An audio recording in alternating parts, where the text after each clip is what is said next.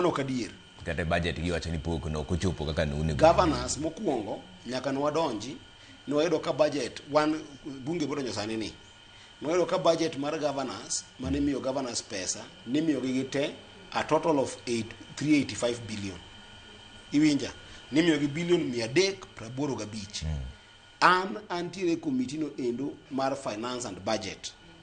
asetie committee no endo kaka ne party oketa kanyo endo nyaka wadonji nyaka sani asebedo jagoro no endo madhi mediations tema committee no magoro ne pesa madhi e county wasedhiro pesa no endo mowuok 385 billion mochopo 415 billion mwasegore ne sani endi ne sirikal wacho gida mondo gimi governors goeko ogik 420 billion to wadagi wago nyon niya nyakwa dhir pesa no endo machopo 450 billion koro wasemedo governors pesa mang'eny ma king'iyo migepe te king'iyo migepe ang'wen ma governors yudo go pesa e agulu margi mwaluongo ni equal share equitable share mang'iyo ni pesa mochoko e Kenya mangima magipogo mag usuru wa Kenya mangima kaso nitie mwaluongo ni county additional revenue moting'o pesa mawuok oko mag donors kaka koro floka mancha wuoye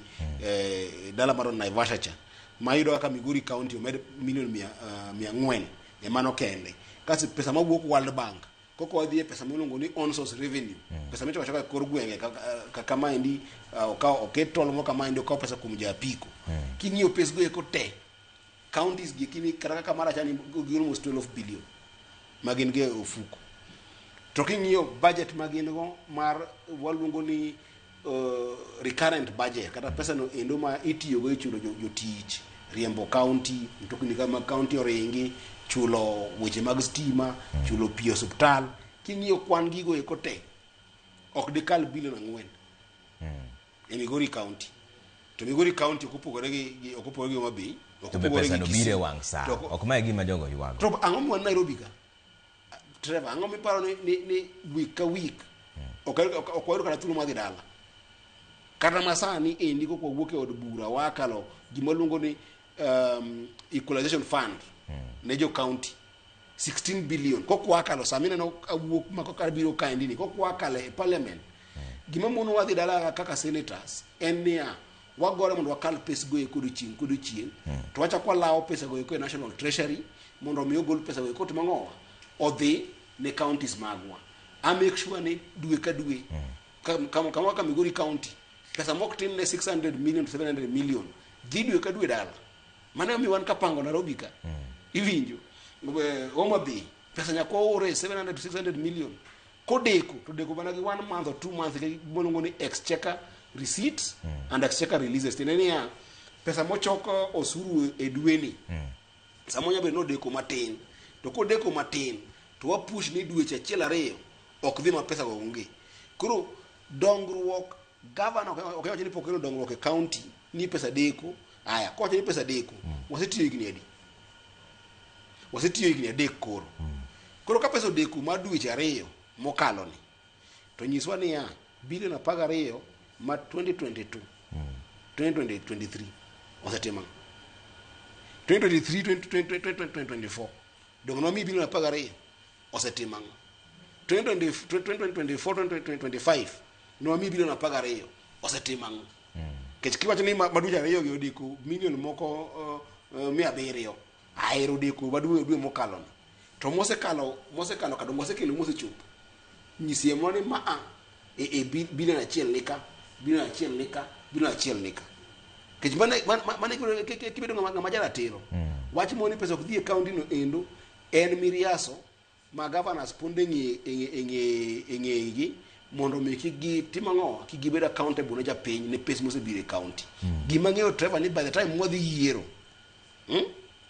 counties wagibedo ni osemulo pesa ma ok tin ne bilion 60 gi wiye by the time mwadhi yiero koro iwacho ni pesa no kobiro kata kodeko do gi program mari manisekedo ni in sani kata kiwuok kidhi menyo idhi menyo gi gimidhi timo kata mine wa mantiere ot kan dhi chiro odhi chiro konge ni nyathina onge panadol nyathina onge exercise book nyathina onge pencil to wadwa wiyo mo angwa kete gir kado more ot godhiambo ang wacham odhi budget ne wiye to pesa to mango to onge go sama ngodhi donde aswe kracha ka ngoloso siling mo 100 to budget ne siling 200 to ngeni yawa budget na siling 100 ni endi ka dhi ot okadhi go kwan kuma dhi keti kecha ng'eyo ni nyathina ne onge aspirin kata panadol ne onge buk mok nyodhi go school ne onge pencil koro poge kaluwore ng'owa plan mane en go koro jogi eki gi ng'eny gi moko onge kata plan go eko nango kech en mare wuon to yudo kendo kidange no yudo research governor kose ng'ad pes ne te county mo ng'ad sha ong'ad KRA mare ong'ad gimoro amora ok chop milion achiel koro governor swagi wang'eyo mano donjo siasa ka nitie go ohala iwinja Eddie Muok nodonjo siasa kong'eni Eddie Muok ne nitiere e IT en gi biashara maber kendo kata campaign mare kane nyaka nogoyo ogo gi teko ne goteku ne mang'o oage ohala sani kopo ni James Mwangi odonjo siasa ma ja Equity Bank iwacho ni James Mwangi odonjo siasa kaluwore gi pesa motimo ng'o ma en go koro en kodonjo siasa to opogane weekend moro Eddie Muok omiyo jomoko kamoro siling 500 to ni Muok ne gini ni kata chake chot ma ng'ama nowuok e corporate to gavana ma pok odhi e corporate manyaka ne wachak ng'e en ng'ato mantiere MP ka to odhi mana e gik moko ka endisa mo en ministry ka ka weekend odwa dhi kamoro tiyo gi milion adi 2 manyiso ni e dwe gavana ni tiyo gi pesa di milion 8 ogolo kanye ka ok kwale e pesa japiny koro odwa dhi kwalo milion 800 to odwa wuondo japiny gi siling 200 500 in fact governors moko ntimo kopo ne en mar wang' teko wadhi keto ne kiwango ni kopo ni sekwalo bilion 5 tidwa keto gi wach mag vuvuzela gi kima kamagi wadhi make sure niya wadhi keto ni kiwango niya ka ikawo bilion 5 e higni 5 ikawo bilion 1 ka higa wadhi poge na gi voters kaka koro Migori wan gi voters madhi kod gi 450 wadhi kawo to wapogo kwand voters go eko gi pes kawo kuomwa koro imiyowa pesa no koro kimiya siling 1,000 ka anja piny to kakawo kech bani gavana mawang'e tek kipogo pesa no maber no meja pinga japiny do 12,500 koro ka gavana osemi ma siling 200 kata 500 mar vuvuzela podong gi gopi 12,000 kech ok timo ko development koro kapok omigo by the time odhi yiero we odhi dala mano koro wasedonjo e weche mag siasa